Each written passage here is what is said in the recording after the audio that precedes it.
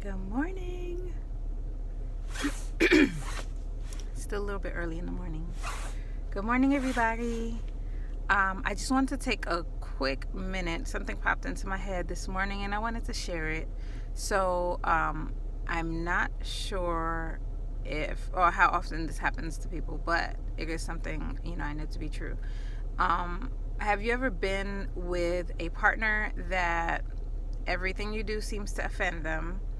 Um, and no matter how much, or they seem to just get offended by other people consistently, like something that happens entirely too often, not something justifiable or anything like that, but things that really shouldn't go to the extreme that they do.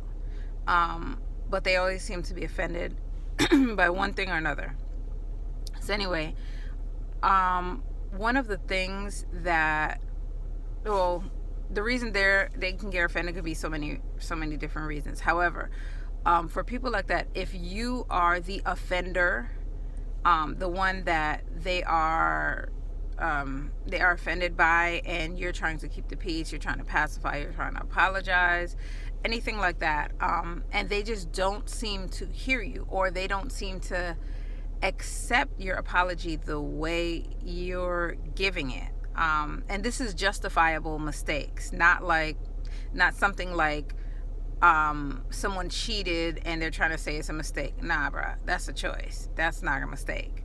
But if it's a justifiable mistake and you're consistently trying to apologize, or you find yourself in this position entirely too much, what it may come down to is most people have heard of love languages, but something that is much less talked about is apology languages. And I'm going to do a study on that very soon. I'm going to do actually some more lives on that to kind of cover each one by one. Just the same as love languages, there are particular characteristics to each one, and you kind of have to see what your partner's love language is in order to be able to kind of speak to them in the way that they can feel love and see love and hear love and all of that.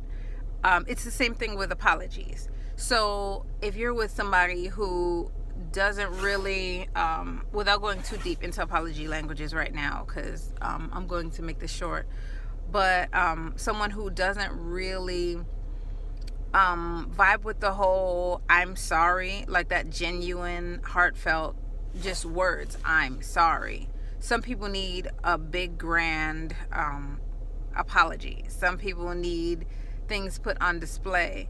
So if you're with somebody who they need to see it on display, they need to see it bigger, and you're literally saying I'm sorry genuinely from the heart, it's time to have a discussion on the acceptance of apologies.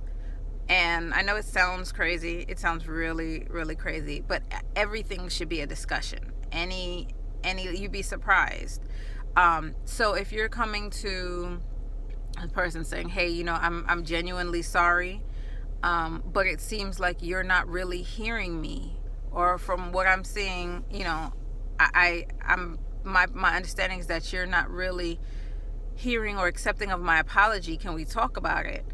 9 times out of 10, your partner, if you allow your partner to talk, they'll let you know, like, look, no, this is the way I expected you to say sorry, or this was how I saw it in my head, or things of that nature. And that in itself will let you know how your partner expects the apologies. Now, you can only do but so much. You cannot expect to do a big, grand thing every single time unless you mess up big and grand every single time, which, if that's the case, maybe you got some looking at yourself to do.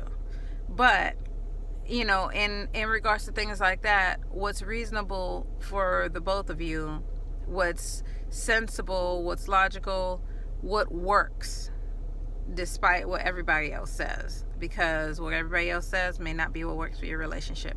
So if your partner needs to just hear I'm sorry, that's wonderful. If your partner needs to hear I'm sorry and see see a change immediately, then that's something different. Can you live up to your partner's expectations? Can you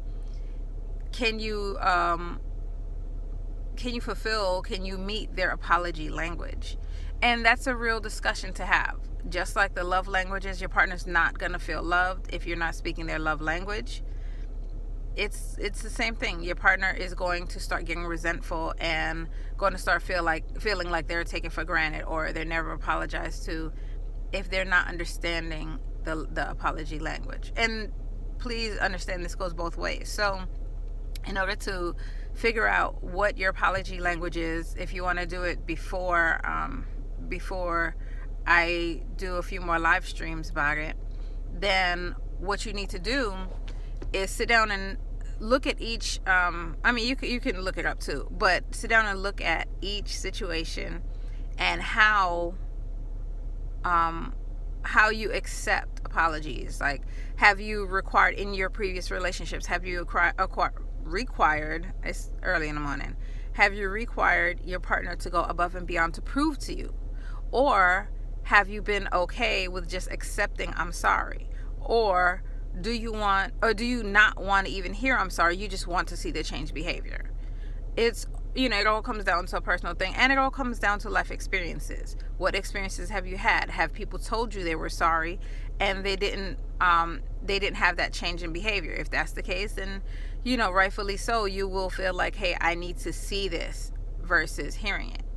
So it's just something to keep in mind when you're with someone who is they seem to not really accept your apologies when they may be genuine. So something to talk about.